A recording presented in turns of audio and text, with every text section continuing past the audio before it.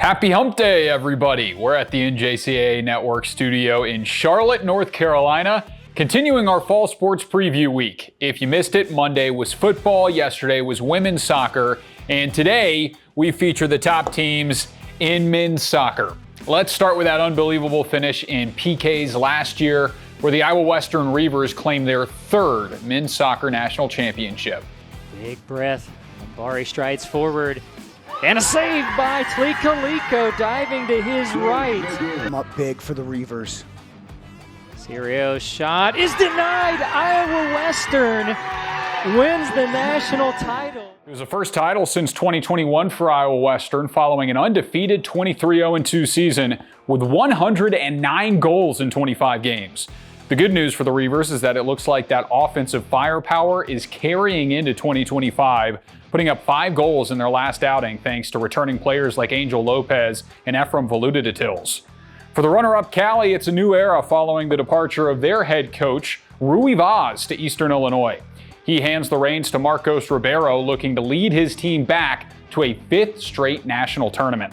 They'll have the help of returning Jayhawk Conference Offensive Player of the Year, Kanta Ishii, and plenty of talented newcomers. Hear from the new skipper himself as he talks about navigating the pressures of this season. 2024 was our most successful season, reaching the national tournament final. So we started this season with a lot of pressure, but I've been telling the guys that we need to embrace that pressure. We need to feel good about it. Obviously, we're gonna have a hard schedule. We're gonna have a challenge, but I feel that the group, it's young, but it's very committed and it's been working hard. Yeah, there is still a lot of work to do, but we are very excited. Speaking of impressive new coaches, Zach Newton lived up to that moniker last year at Indian Hills, taking the Warriors to their first semifinal round in school history in just his first year.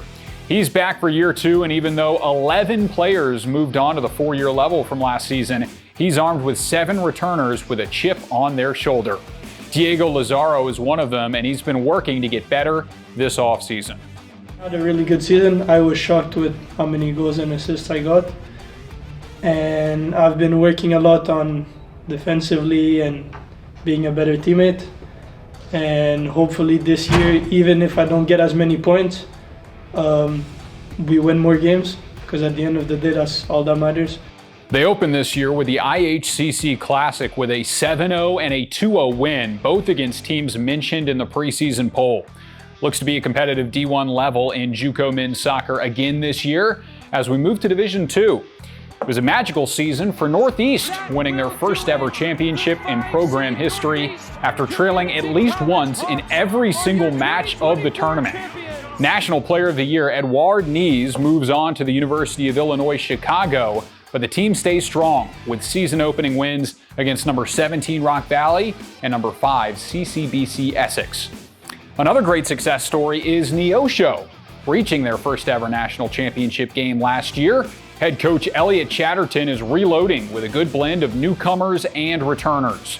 One notable is Callum Niven, All-American last year, and is already back with 5 points in 2 matches this season. And lastly, legendary head coach David Cosgrove leads Pima following a 20-win season last year, their most since 2018. All 11 starters from last year's team move on, but that doesn't deter the Aztecs. They scored 5 unanswered to take their first game of the season. Here's what Coach Cosgrove had to say about the season.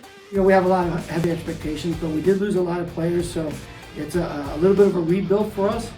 But we're lucky. We have great support. We recruit really good athletes. We have a good coaching staff. So we hope to hold the standard that we have at Pima for another year. To close out, more chaos happened in D3 last year when Mohawk Valley knocked off the 6-time defending champ Dallas College Richland in overtime.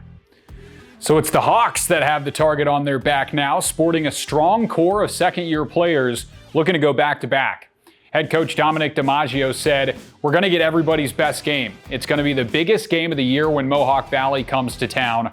We're really focused on staying humble and taking it one day at a time right now." Well, they're certainly going to have Dallas College Richland on their heels. The Goliath of NJCAA Division III men's soccer finally fell, but the Thunder Ducks have been put back together and are ready to get back up. We lost in the finals last year. I was on the bench.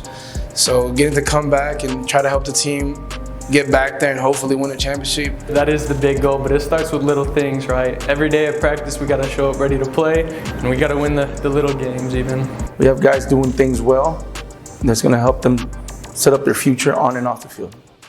And lastly, Camden County men's soccer returns after a 16-1 season last year, losing to Dallas College Richland in the semis in double overtime. New head coach Dan Keefe leads his Cougars along with a talented attack featuring returner Juan Pirelli. Coach Keefe had this to say about the upcoming season.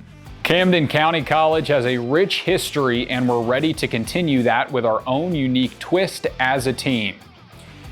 Cannot wait to see how Division III and the rest of JUCO men's soccer plays out, with storylines and excitement all over the place. We are back with volleyball's preview tomorrow. Thanks everybody, and we will see you then.